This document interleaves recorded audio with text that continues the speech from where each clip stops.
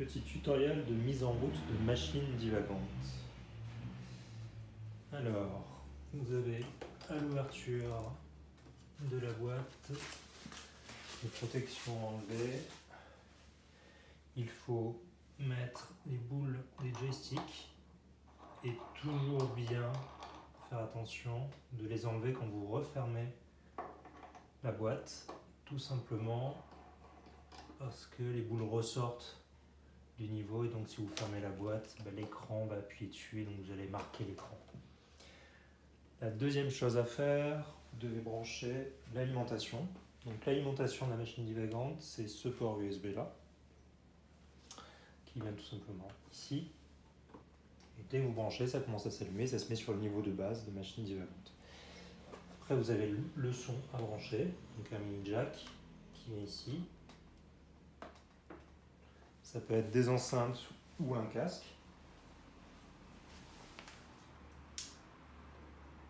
Et là, on est dans le premier niveau par défaut de machine divagante.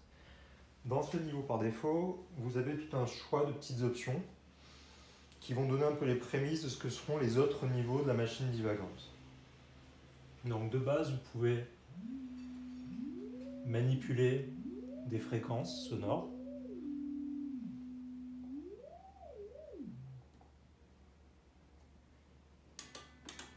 Déplacer avec le joystick. Donc chaque déplacement fait une petite sonorité d'instrument à cordes. Le player 1 montre comme un début de Snake, de jeu serpent Snake. C'est parce que vous allez retrouver le jeu Snake à un moment en patchant. Et là simplement un déplacement d'un curseur. Avec les deux potentiomètres à côté, on sélectionne la couleur. Donc le potentiomètre du haut, c'est la luminosité. Le potentiomètre du bas, c'est la couleur. Donc si mon snake, je change de couleur, au bout d'un moment, le serpent prend une autre couleur. Les boutons centraux sont plutôt des boutons qui vont, dans la phase initiation, vous montrer ce que sont les boutons du jeu Simon, parce qu'à un moment, il y a un Simon qui se joue dans la machine divagante. Donc là, quand vous appuyez, vous affichez les visuels du Simon.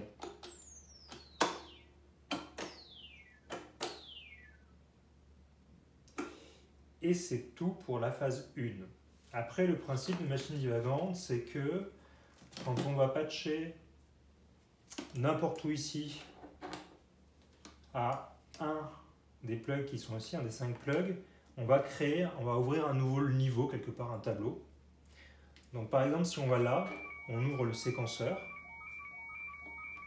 Si on va là, on ouvre un niveau qui permet de jouer des notes de guitare avec là la croche et là la gamme. Ici, on démarre une partie de Simon avec un petit tutoriel au début et une partie de Simon qui s'enclenche. Je vais revenir là-dessus. Je fais d'abord une démonstration de tous les niveaux différents. Et là, un snake. Et sur le dernier, une sorte de petit jeu d'animation. Là, ça défile très vite. On peut arrêter et on peut se mettre à dessiner dans les images. Là, je change la couleur du player 2 qu'on ne voyait pas, qui est là. Et je peux aussi dessiner avec lui, et ainsi de suite. Je vais revenir dessus. Et l'idée de la machine divagante, c'est que tout ça peut se mélanger. Donc vous pouvez très bien patcher quelque chose là, et à un moment, vous allez vous retrouver à dire bah tiens, j'ai envie de patcher ça sur le serpent, ce qui fait que le serpent joue en même temps avec le son du petit séquenceur musical. Maintenant, revenons tableau par tableau. Qu'est-ce qui se passe dans le séquenceur musical? Dans le séquenceur musical, si on part de là, il y a une première chose, c'est la vitesse de défilement. Là, j'ai une plage en bas qui est contrôlée par celui-là, et une plage en haut qui est contrôlée par le potentiomètre du haut. Donc on va plus ou moins vite. Il y a un bouton central cool qui est une sorte de gros mixeur, un mélangeur de notes. Donc quand j'appuie, je crée une nouvelle partition. Aléatoire.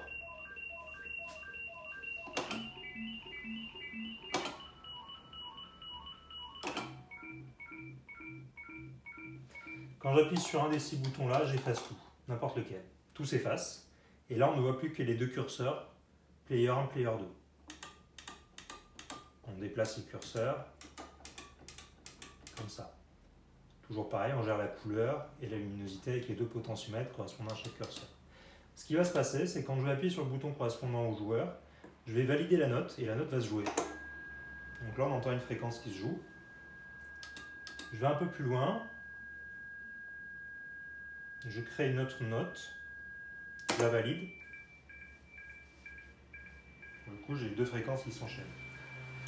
Si entre les deux, je mets une note avec très peu de luminosité, donc très peu d'amplitude, elle va créer une rupture.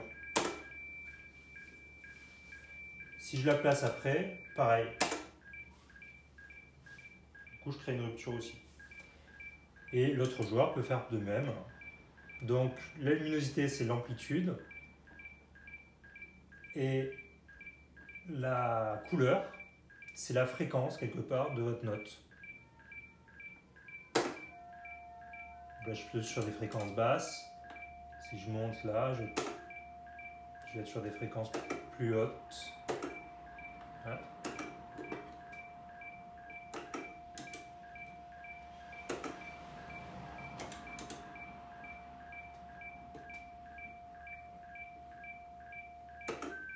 Ah.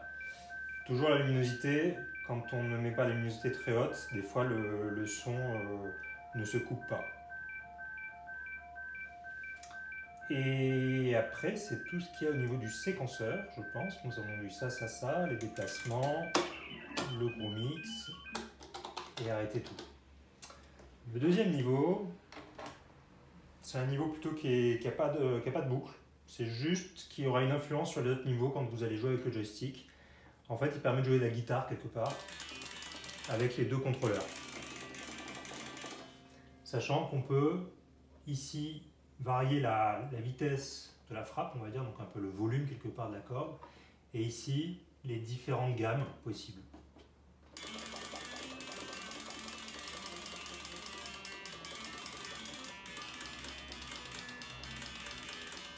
Le fond change de couleur en additionnant les gammes des deux joueurs. C'est pour ça qu'il y a une sorte de changement de couleur voilà, quand je change les niveaux de gamme. Ici. Donc on va dire grossièrement là les gammes et ici le volume quelque part. C'est simplement ça pour le niveau 2. Niveau 3, c'est un jeu Simon. Donc là le jeu était en train de tourner encore, donc là je redémarre une partie. Un début de partie du Simon, il y a une sorte de petit tutoriel où il vous explique, il vous dit tiens ça c'est la touche qui correspond au rond jaune, donc il vous invite à appuyer dessus, elle est allumée, on voit qu'elle est illuminée, j'appuie dessus. La deuxième elle est illuminée, ça c'est le carré jaune, j'appuie dessus. Le rond blanc, j'appuie dessus, le carré blanc, j'appuie dessus, là le rond bleu, j'appuie dessus. Là, ce bouton-là s'allume, c'est la croix blanche avec le rouge, la croix jaune, c'est celui-là, et le cœur rouge, c'est le central. Dès que j'appuie sur celui-là, le dernier, donc du petit tutoriel de début de partie, il va me jouer une mélodie. Quand la mélodie va s'arrêter, vous aurez le temps que vous voulez pour essayer de reproduire la mélodie. Si vous réussissez, il y a un smiley qui apparaît, on passe à une mélodie plus complexe, avec une note en plus. Si vous ratez la mélodie, il y a une croix rouge qui apparaît, vous perdez et vous recommencez au début. Tac, tac, tac, deux fois, et celui-là. Donc j'appuie là. Quand j'appuie, je fais juste, il m'affiche un vert. J'appuie là, j'appuie là, j'appuie là, tout clignote, c'est bon, j'ai aussi le premier niveau. Et donc là, il me fait la mélodie du deuxième niveau.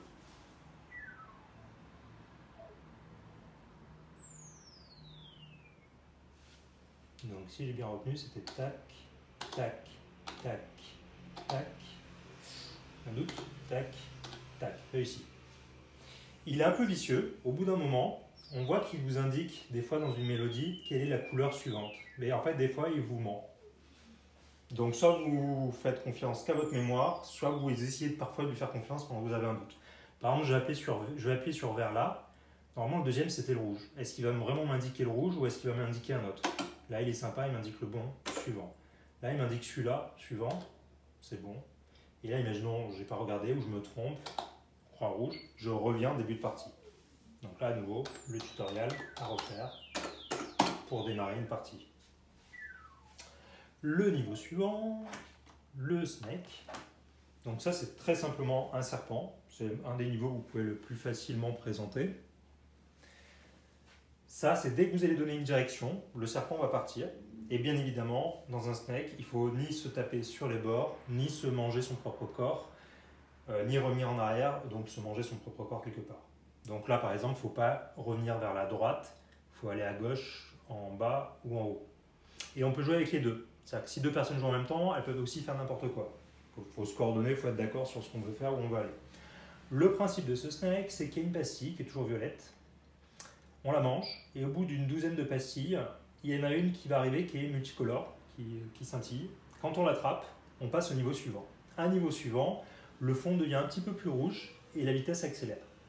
Si vous arrivez au niveau maximum, c'est-à-dire que le fond sera complètement rouge, vous attrapez tout, bah là vous allez tout clignoter en violet et vous avez fini le jeu. Ce qui n'est quand même pas si évident que ça. Donc en gros, une partie, ça consiste en ça. Manger les pastilles.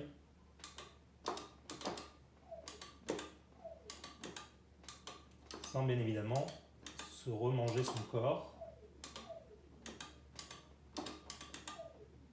Ni se taper contre les bords. Voilà, nouvelle pastille. J'arrive dans un nouveau niveau. Quand on arrive dans un nouveau niveau, on le voit peut-être légèrement là, c'est un peu rouge. On a tout le temps qu'on veut. Dès qu'on appuie sur une touche, il démarre, mais sinon, il attend.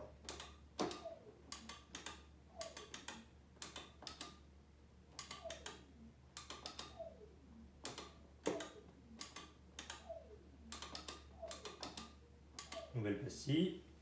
Voilà, ça devient de plus en plus rouge, et ainsi de suite. Donc là, je vais faire exprès de manger. Hop là, voilà, j'ai mangé. Hop, je suis revenu au début. Je suis revenu au niveau 1. Je montre le dernier, l'animation. Donc l'animation au début, elle est simplement tout le temps en train de jouer. Des images, des couleurs aléatoires. Quand vous appuyez là, vous arrêtez l'animation. Donc vous pouvez commencer à dessiner dans votre image. Et faire des petits dessins. On change les couleurs avec les potentiomètres et la luminosité. Donc là, par exemple, si je suis luminosité, couleur noire, j'efface. Je pourrais aussi mettre une couleur et mettre une luminosité au plus bas. J'aurai quasiment du noir aussi pour effacer. Je mets luminosité à fond et je vais dans les couleurs à fond et là, j'affiche du blanc.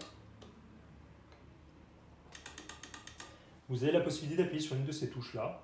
Donc la première, c'est mettre tout en noir. Et l'autre, c'est mettre des fonds colorés. Donc l'autre player peut faire pareil de son côté. Sélectionner aussi des couleurs. Avec ces boutons-là, vous allez en avant ou en arrière des frames. Donc là, vous allez sur la frame suivante. Là, vous revenez sur la frame que vous avez. Là, vous allez sur la frame d'avant.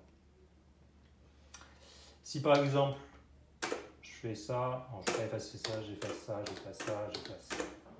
Ah, je fais déjà la dernière. J'efface celle d'avant, j'efface celle d'avant. J'efface celle d'avant. Après, je mets des couleurs tout le temps les mêmes. On a des phases de clignotement dans la frame. Tac, tac, tac, ça clignote, etc.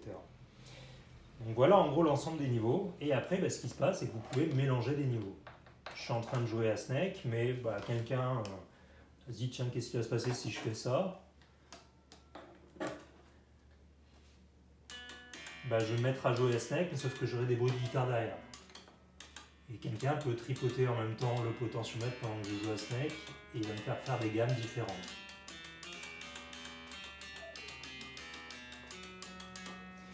Mais quelqu'un d'autre pourrait venir derrière et se dire tiens, je vais me plugger le séquenceur en même temps.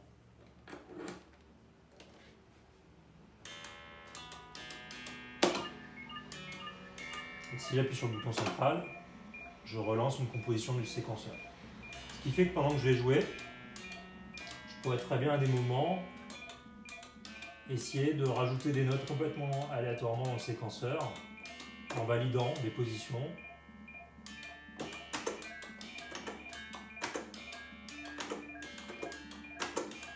Mais je peux aussi effacer le séquenceur parce que les boutons du séquenceur sont actifs. Et là, ça devient un gros bordel. C'est un peu l'idée de machine divagante. C'est-à-dire que vous êtes en train à la fois de jouer à un jeu vidéo, mais sans faire exprès parce que vous jouez au jeu vidéo. vous avez des impacts sur les autres logiciels, les autres animations qui sont en train de se jouer derrière. Un peu comme si vous étiez sur Internet sur votre ordinateur et en même temps que vous êtes sur Internet et vous tapez du texte aussi dans Word ou vous êtes en train de changer en déplaçant la souris une image dans Photoshop. C'est un peu ça l'idée de machine divagante, c'est une machine qui ne sait pas si elle est instrument de musique ou jeu vidéo ou logiciel de dessin et en fait elle fait tout un peu en même temps quand vous commencez à la patcher différemment. Voilà pour la petite présentation de machine divagante. Quand vous avez fini, vous dépluguez tout ça. N'oubliez pas d'enlever les petits joysticks, les petites boules des joysticks.